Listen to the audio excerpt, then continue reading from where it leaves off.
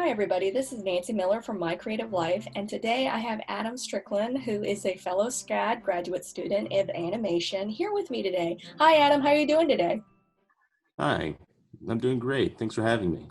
Well, Adam was so kind. I met him through my art criticism course at SCAD online, and we paired up for the peer review portion of it. And you are so on top of everything.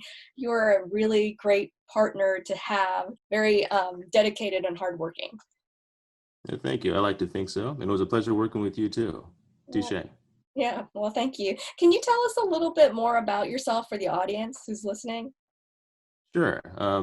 As you just said, I am currently a graduate student at the Savannah College of Art and Design in Atlanta, pursuing my master's degree in animation. I graduated from SCAD in 2012 with a bachelor's in animation. And since then, I've worked for a few different companies doing motion graphics, animation, and graphic design for marketing.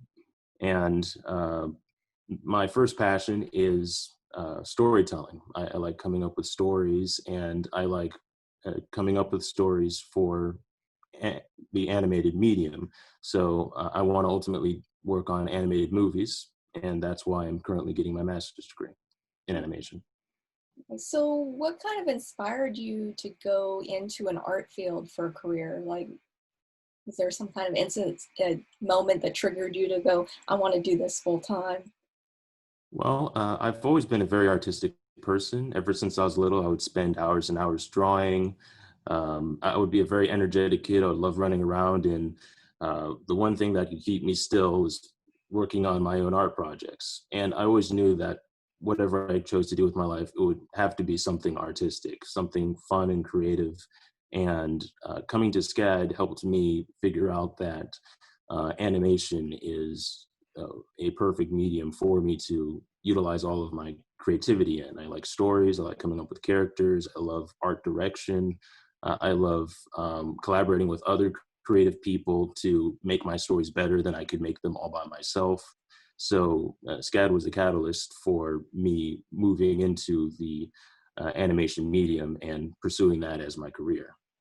Oh, okay. So that leads into that next question about SCAD and why you got interested in studying that. Now, it's a Mhm. big commitment to go get your master's degree. So, did you like what kind of, you mentioned that the storytelling was part of your interest in getting Mhm. your master's degree.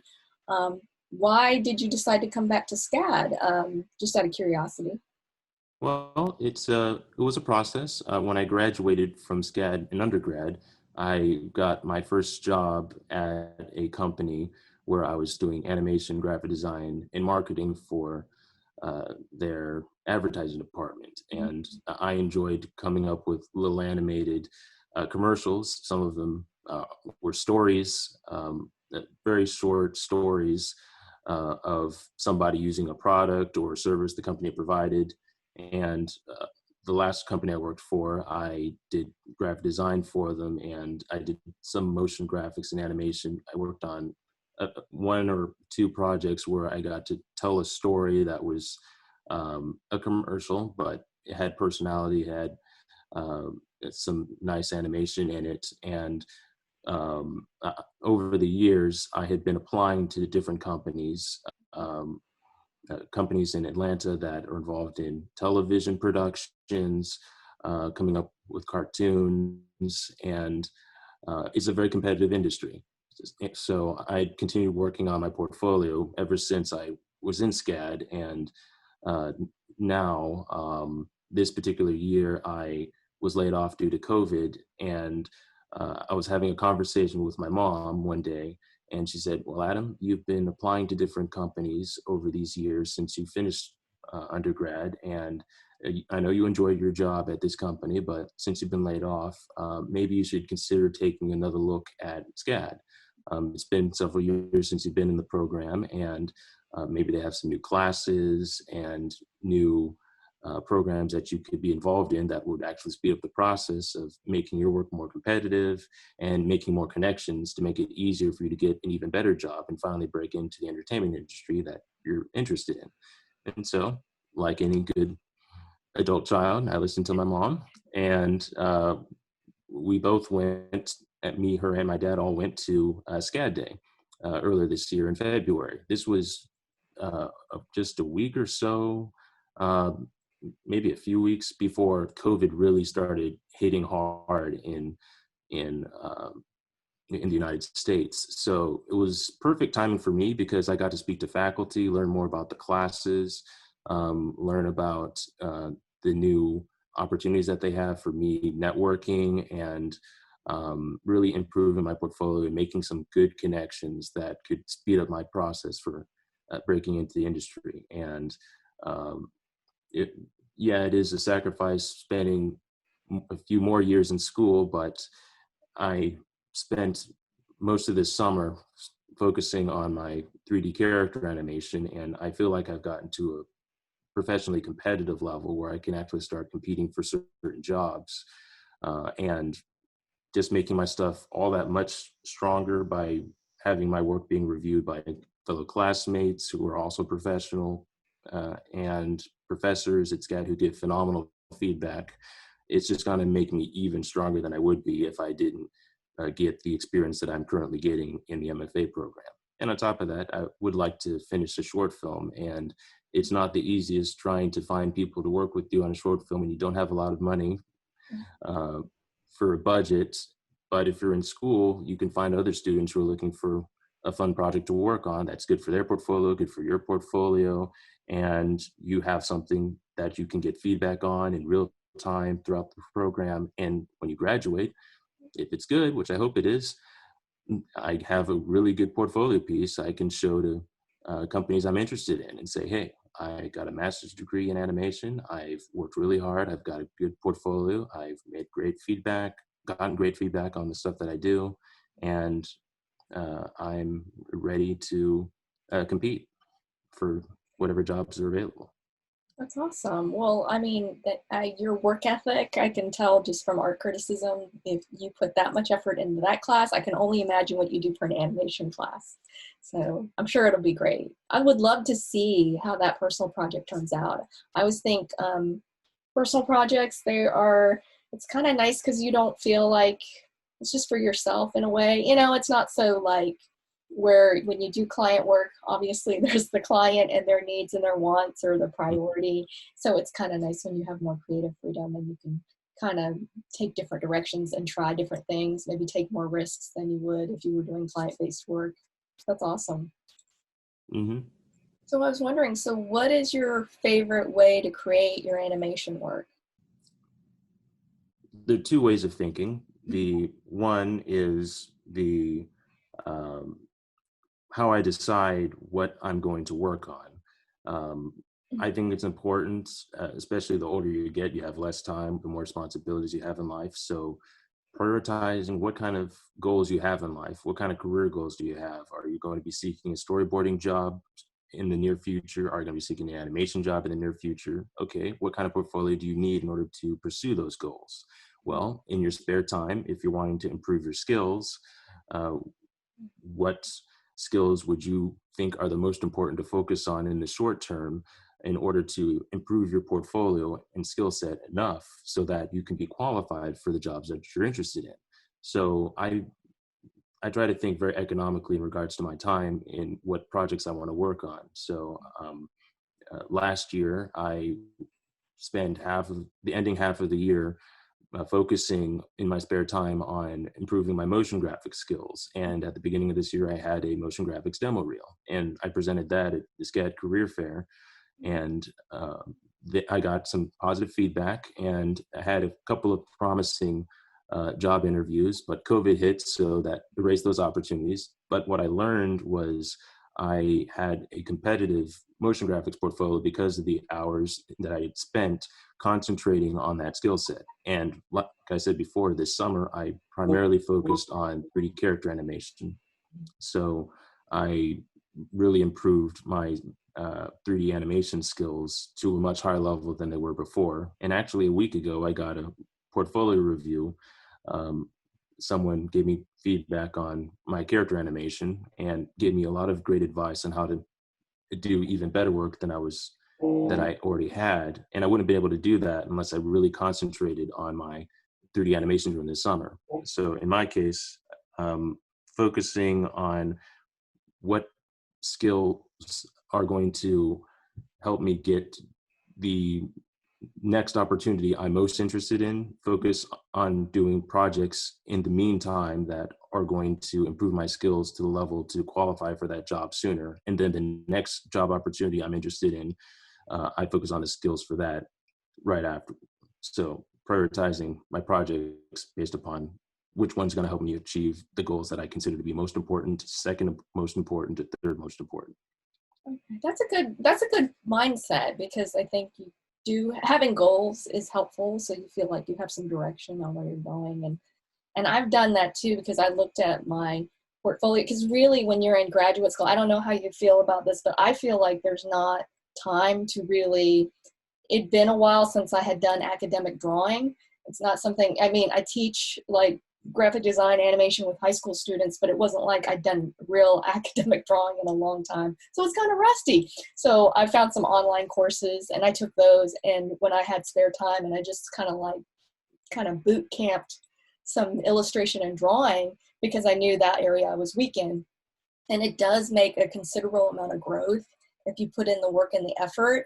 And it's one of those things, it reminds me of like working out. Like nobody really wants to, I mean, some people do, but I find it very like hard to motivate myself. Like I'm going to run a mile or even walk a mile or things like that. So it's kind of like that mindset. It's like a muscle. The more you use it, the better you get at it. Like, you know, I now when I have people compliment me, like, you've gotten so much better. I'm like, yes, that's the whole point. It's working. Yay. My work is showing improvement. And there's always going to be somebody who's better than my skill sets, and they're going to be better at it. And it's just kind of competing with myself versus other people, because everybody's kind of in a different direction, and their interests are also very different. Like even if they're an illustration major, they might want to do like editorial illustration, and I'm not really interested in that, but I find it interesting, but not something I want to do for career wise. But you know, I can always learn something from those other people. So yeah, that's a great idea to have goals in place. And I was curious, do you have any animators that inspire your own work, or artists that have inspired your personal work? Yes. The artists who inspired me the most are directors. I love animated films, and I have great respect for the many amazing, talented animators who make all kinds of incredible movies. For me, the part of the filmmaking process that I'm personally most passionate about is the directing, the directing role. I like the idea of being in charge of the big picture, not just focusing on any one aspect. Even in animation, I like figuring out, okay, this is the story I want to tell. How do I get the animation? How do I get the storyboarding? How do I get the writing? How do I get the art direction, the modeling, all of that to work together to tell a whole story? So the artists that inspire me the most are actually directors. A few of my favorites, one is Don Bluth, made my favorite movie of all time, Land Before Time, from 1988. That's a good one. Also made, that's a really good one. Yeah. I watched the sequel direct-to-video movies all the way up until I was in 8th grade because I loved them so much. He made Secret of Nim, All Dogs Go to Heaven, and American Tail. I also love Brad Bird. He's made The Incredibles. I believe he directed Ratatouille, and he also directed The Iron Giant, which was a very unique specimen. It wasn't financially successful, but it's still a masterpiece in my opinion because of how strong the storytelling was. And it's become a cult classic because of how much people love the film years later. And you didn't see a whole lot of 2D animated feature-length films that tackled both dark and light subject matter, and also was a homage to campy sci-fi films from like the 60s or 70s. So him being able to switch between 3D and 2D, and he's even directed a Mission Impossible movie, a live action film.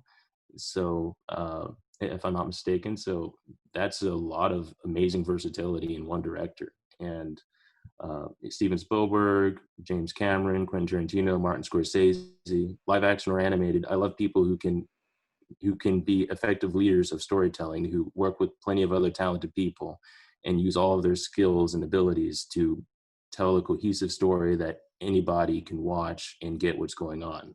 And those are the people who inspire me the most as an artist. It's awesome. Yeah, those are ones that I really enjoy. Don Bluth is a favorite animator that I always thought he's kind of a maverick, going and leaving Disney and saying, I want to start my own animation studio. And then, you know, he failed at times financially. He probably wasn't the best business savvy person, but he had some amazing projects that are still classics. My family members who are much, you know, younger, those movies have stood this test of time, and they will watch them, and it feels very classic, the story, and it's because it's so story driven. I think when you have a really good story, no matter what generation it is, it calls to them and they go like, I can relate to that story. I can find something that makes me want to watch it. So yeah, so that's great. Yeah, I love all the ones that you mentioned. So if you had this over the top, like, you know, you could do whatever, you know, you get whatever you want after you finish SCAD, what would it be, Adam? What would be that end goal? So are we talking end goal of my career, or are we talking the next After, step after graduation? yes, after you graduate and you're like that big milestone. Okay, well, after I graduate, I would love to work for an animated film company. I'm a huge film buff. I am an animator, and I want to tell animated stories. So working for uh, a a company full of talented storytellers who've been in the industry for a long time with all kinds of knowledge and experience that I could learn from, I feel would be a phenomenal opportunity to advance my skills and knowledge to the next level. There's really no way to be one of the best unless you're learning directly from the best, in my opinion. Yeah, I think that's the fastest way to improve your skills. I agree with that. I did an internship this past summer, and I had been listening to some podcasts from other illustrators who were professionally working for a long period of time, and they all recommend intern with an illustrator who's doing what you want to do. And so I found an illustrator who he won a Caldecott honor, and so I was like, after talking to him, because I took one of his workshops, and I asked him, do you ever take interns? He was like, well, actually I do. And I was like, really? Would you want me as an intern? He's like, sure, why not? So let's try it out. And it accelerated my learning so quickly because he not only is phenomenal at what he does at visual storytelling, but the business side of it. I feel like it's so hard. We're working so hard on technique in school. Like probably the business side of it gets a little bit, you know, it's towards the end, you're just trying to finish. And so I feel like it's hard. And it's also hard because unless you're actually doing the business side of it, it's hard to put it in practice. Mhm. Like you can always hypothetically, we're doing this, but until you really get out there and do it. So watching him and seeing how he runs his business, and he treats it like a business. I mean, it's the creative, but it's a business as well. And so I learned a huge amount from that. And I do agree. It's like playing sports with somebody who's like I used to play tennis, and if you play against a better tennis player, you're going to improve your skill set because you pick up things that they do.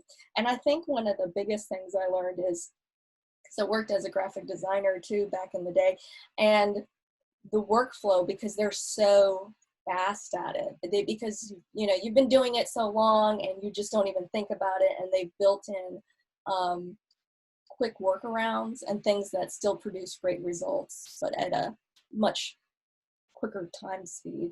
So I always find that fascinating. It's always like watching magic. I go like, oh, that is so cool. How'd you do that? You just like that would have taken me like a week to do. You did that in like a day. Wow, you know. So um anyways, oh, back to your strong work ethic and time management. You know, do you have any tips for anybody who is a creative? Like, how do you do that? I mean, I think it's probably your personality. You're probably naturally a very, very detail-oriented, time management, hardworking person. But do you have any tips that would help people where they're creatives or maybe they're art students and they're struggling in that area? Sure. What you see now is Adam 2020. I became this person. I wasn't always this person.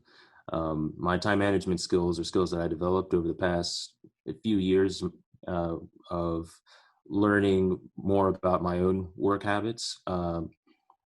Prior to coming to SCAD for my MFA, after finishing my undergrad, I actually went to Kennesaw State University and got an MBA in business administration. And Oh, I did that because one of my career goals is actually to uh, go into business for myself. And in this competitive economy, um, if you're working for someone else, there's always a possibility that your job could be here one day and gone the next. And the same thing can happen if you're self-employed as well. But if you're self-employed, you get to make more decisions and have more freedom to organize your business or your freelancing decisions. And on top of that, with more business experience, connections, more knowledge, you can have more flexibility to adapt to a changing economy and have multiple streams of uh, streams of income. mhm. And what I learned from being at KSU, sorry, Oh, it's okay. was uh, better time management.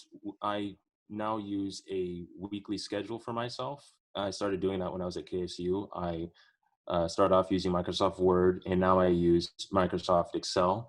I keep track of how many hours a day each week I spend sleeping, how many hours I spend exercising during the week if I exercise, how many hours I spend running errands, how many hours I spend working on any project during the week. And anybody who starts doing this, if it, whatever program works for you, but just keep a record of how you spend your time on a weekly basis. If you do this for like 3 weeks, you will see your habits. You will see how many hours you spend being productive.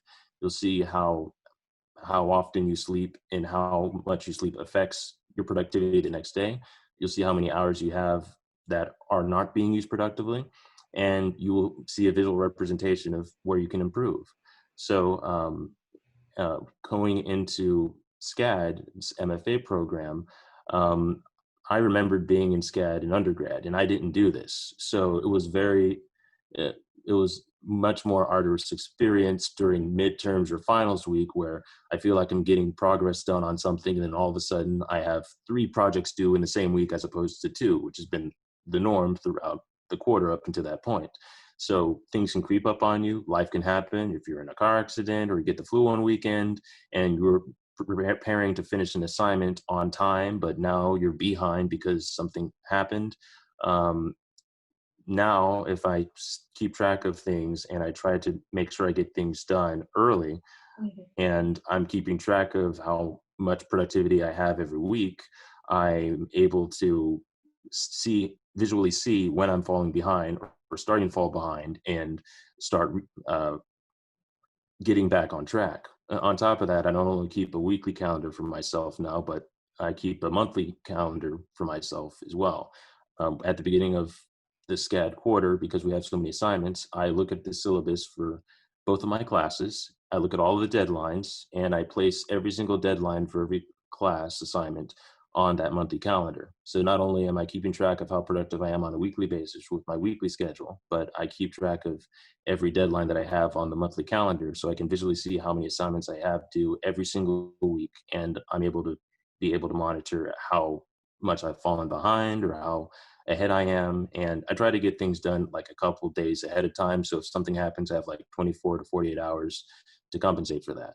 So I think this is a practice that I developed naturally from being at SCAD in undergrad, from being at Kennesaw State in the MBA program, and remembering my experience at SCAD as an undergrad and how demanding uh, the time constraints are, and applying all of that knowledge of my work habits and the expectation of deadlines at SCAD to my experience now at the MFA program, and making sure I get things done on time.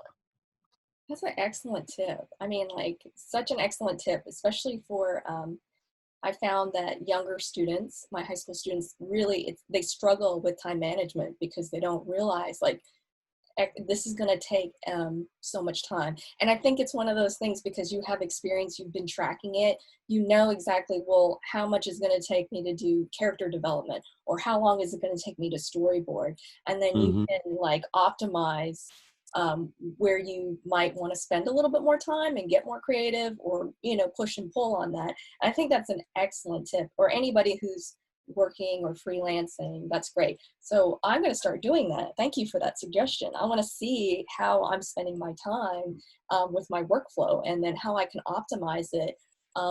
Because I did realize, after interviewing a lot of other illustration students, everybody's different, their process is different. But it was kind of interesting to hear, like, oh, you spend this amount of time for this portion of your illustration, whether it's thumbnail sketches or your line drawing or your values. And so depending on where people like to focus, and you saw that in the end result of the work, you're like, oh, that person really loves color. And then I talked to them, I was like, oh, they spent this amount of time and kind of maybe sacrificed time in this area because, you know, they or sped up, but their color is phenomenal in their work. So that's a great, great tip. Excellent. So, oh, and so how do you promote your work currently? Or in the past, how did you promote your work? You mean promoting my work to Oh, employers? yes, employers or freelancing, either or. Well, I've been to quite a few career fairs now. I also would look online at different jobs and apply online on different websites. It's always better to be places in person. So I would sometimes try connecting with someone at a company that I'm interested in via LinkedIn. And if they connect with me, I ask them a few questions about what opportunities are coming up after reading up on the company and seeing if they have certain jobs I'm interested in. And that's a great way of getting insider information about what opportunities may be coming up at places before those opportunities show up. When I was at KSU, I went to a career fair and I met a recruiter there for a huge company called Scientific Games. They do, you've heard of them? Yes, I have. Oh, you have. Mhm. You're the first person I've met outside of the company who's actually heard of them. Really? What I would think I've heard of them. Are they educational based? Are they education? If it's the one I'm thinking, are they an educational market? They're a lottery company. Oh, never mind then. It's a different company, because as a teacher, there's a lot of these companies that create those learning platforms, and we get, like, you know, basically, you know, hear about their spiel and stuff. So I thought it was one of them. Never mind. Sorry to disappoint you, but no, they're one of the world's largest lottery companies, and they design and print lottery tickets for numerous states across the U.S. and plenty of countries across the world. And I met a recruiter from the company at a Kennesaw State uh, career fair and spoke to him about a job opportunity I saw listed online.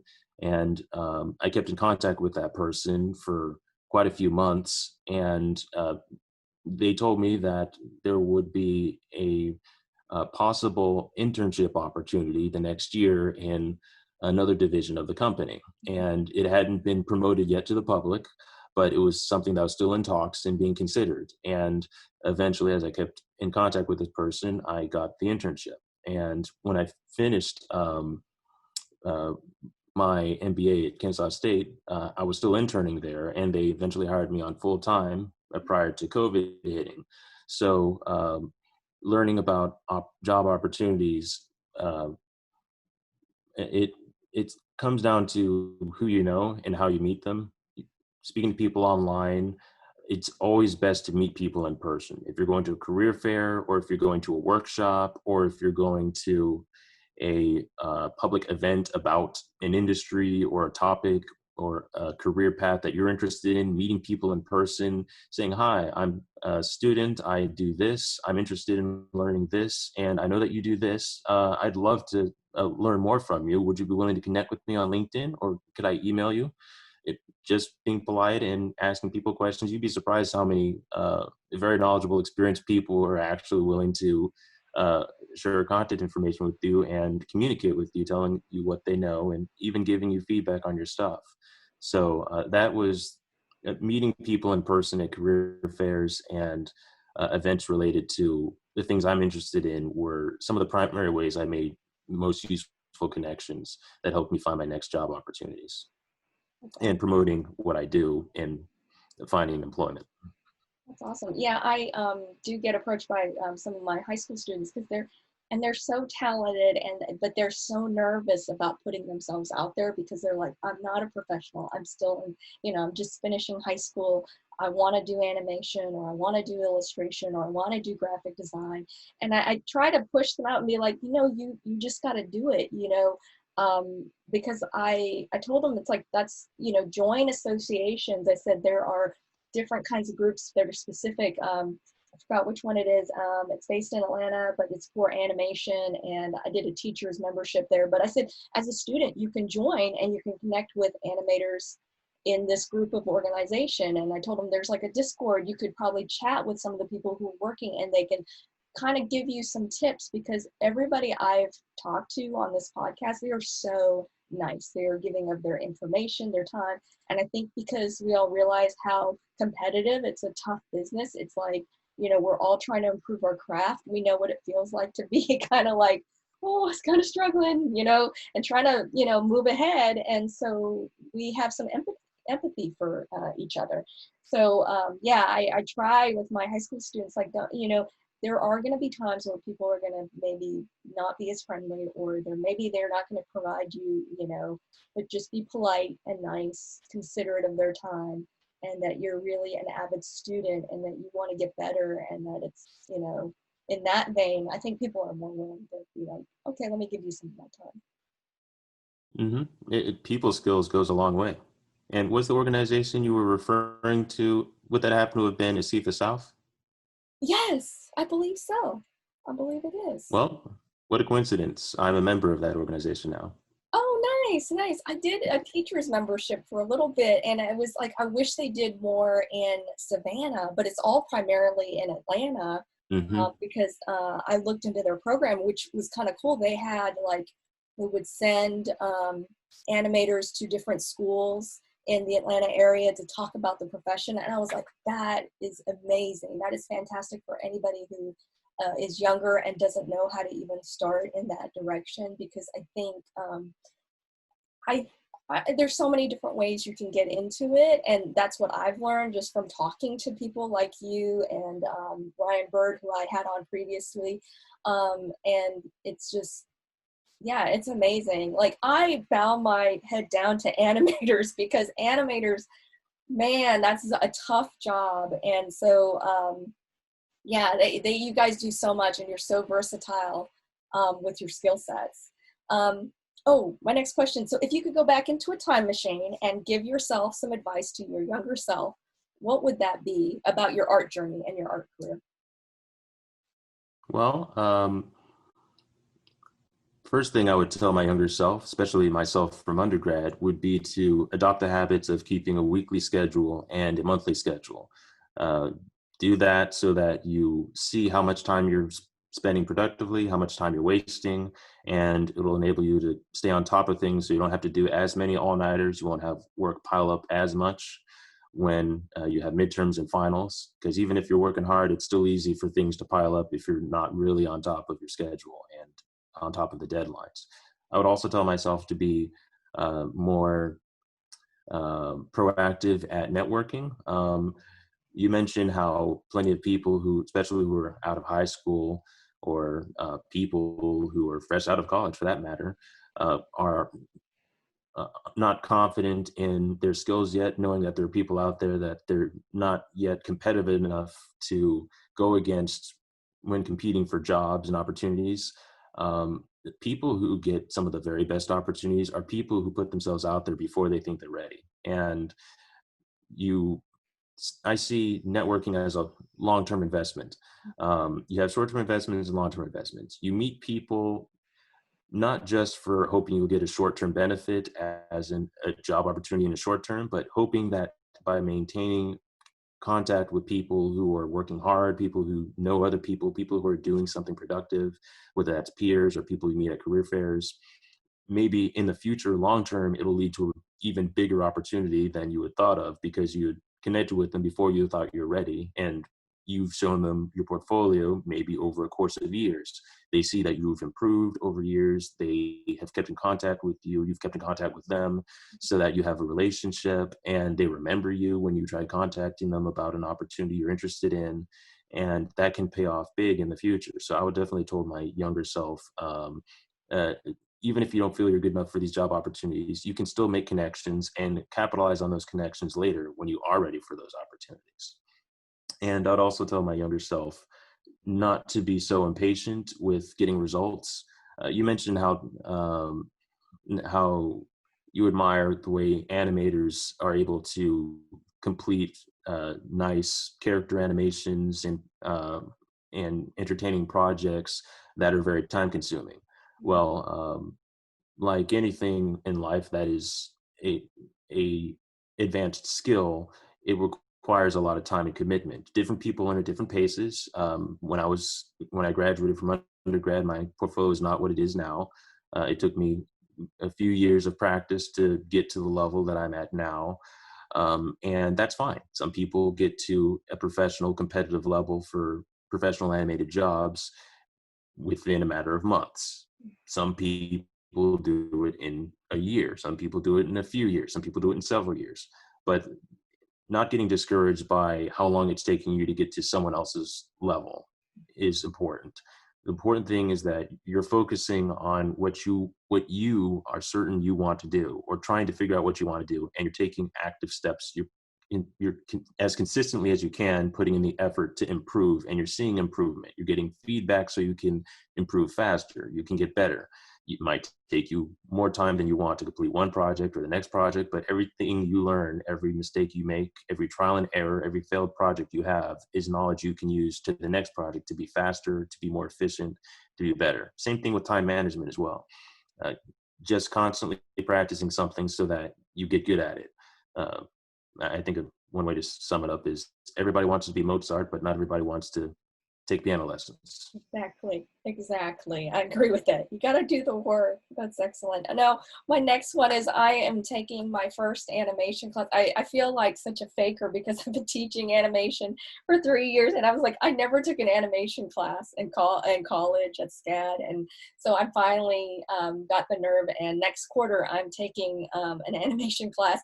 And I am really scared because it is people like you of your caliber, and I'm just like, wow, this is going to be nerve-wracking. So do you have any advice for somebody who is just taking an animation class? Is it just the time management? I'm going to really have to keep focus on that, or anything that helps out to create somewhat decent projects? I'm really nervous about it.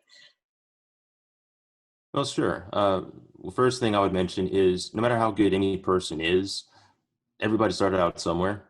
I mean, Leonardo da Vinci didn't paint Mona Lisa the first time he picked up a paintbrush. Some people may be more naturally gifted at a skill than others, so that it takes them less time to advance.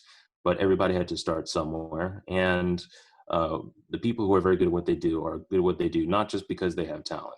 They're good at what they do because they put in the time and the practice. So not letting your intimidation by how good other people are at what they do prevent you from speaking with them, and anyone whose work you really admire, connect with them, speak to them and get their feedback, because anybody who's better at something than you are is someone you can learn from. And those are usually the people who can help you improve your skills the fastest, professors and advanced students alike. In regards to animation, you mentioned that you're already looking at different resources, I'm guessing tutorials and podcasts for advice. Have you heard of the two of probably the most famous books of animators? One is The Animator Survival Kit by Richard Williams. I have that one. Yeah, I bought it when I started teaching animation. Yep. Oh, that's a must-have. Do you have the Vilpu drawing manual? Yeah, I just got that one. Yeah, I got it right here. Great. Yeah. Well, both of those are fantastic. Yeah, and then the class I'm taking, they required this one, Drawn to Life. And then this one, Force, dynamic Yeah, I life. got that one too. Oh, is it good? Great. Okay. Yeah, that's a good one. Okay. Whew, it's just nerve wracking because it's just, yeah, it'll be interesting. We're supposed to get like 3, I guess, projects done. And oh, I don't know. It's intimidating because I'm not even sure necessarily where to start. So, yeah, I will be checking out if they have tutors for animation, things like that. I'll look into that, and also help sessions with the professor. I'll utilize those. I'm definitely make sure Mhm. I do all of those and stuff. So, but thank you so much for your tips on this. And my Mhm. next question is kind of one of those deeper questions at the end of your life. You've created all the animations and stories you've wanted to tell, and there could be nothing left but 3 final truths that you could leave behind. What would they be? Okay. Well, one of them would be success is not a lottery, it is a marathon. The idea that you have some people who all of a sudden overnight become successful, in my opinion, is a myth.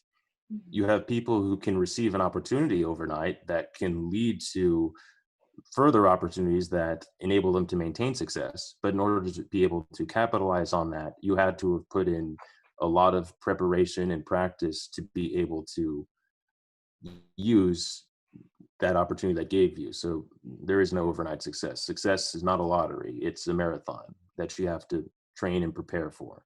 Now, that would be one of the truths. Uh, Another truth would be how you prioritize your time is a reflection of your life's priorities. Life is short and we all have a limited period of time. The younger you are, the more time it seems that you have. And the older you get, the less time it seems that you have. And what you choose to do with your time is what you choose to do with your life. How much effort you put into keeping track of what you do with your time is how much effort you put into keeping track of your life.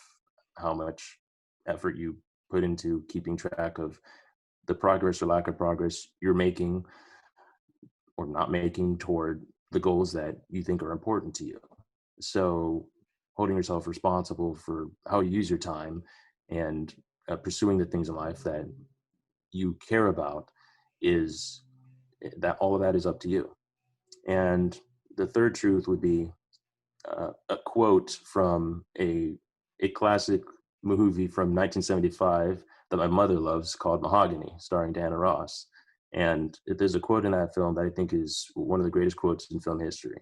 Success is nothing without someone you love to share it with. And I think that applies to friends and family alike. You could have all the money in the world, you could have all the professional respect and artistic success or whatever uh, profession you're in. But at the end of the day, if you don't have anybody who cares about you and that you care about in your life who you can interact with, then you're still just going to be a lonely person with a lot of money and a lot of fame and attention, but no meaningful relationships that can that give you a real sense of interpersonal fulfillment. And I think in a capitalistic, highly competitive society like the one we live in, it's easy to lose sight of that, especially when you have an economic downturn and everyone's scrambling to make ends meet. It's easy to lose sight of the things that are really important, such as friends and family. So those would be my 3 truths. Well, those are excellent truths. And I have really enjoyed speaking to you, Adam. I was like, because the class that we took together, it's so art history focused. There wasn't as much of the time to interact, and you are a really fascinating person to speak to.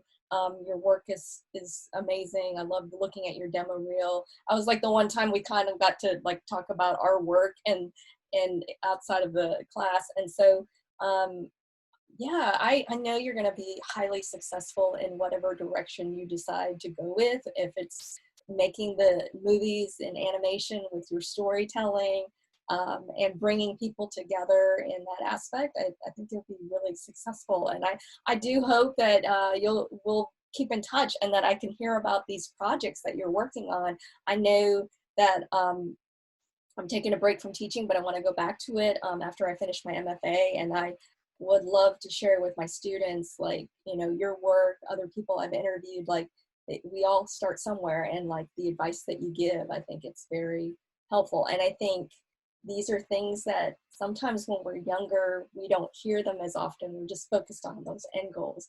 And it's life experience that helps teach you, like, these are the important things, and this is how you can get there. So, but thank you. Oh, and where can people see your work so they can see the demo reel that I mentioned and things like that? Sure, they can go to my website, adamstricklandart.com. Great. I'll put it in the description box. And thank you again, Adam. And everybody, thank you for listening to My Creative Life. Thank you very much for having me. It's been a pleasure speaking to you, and you're an equally talented person, and it was also a pleasure working with you on the Pure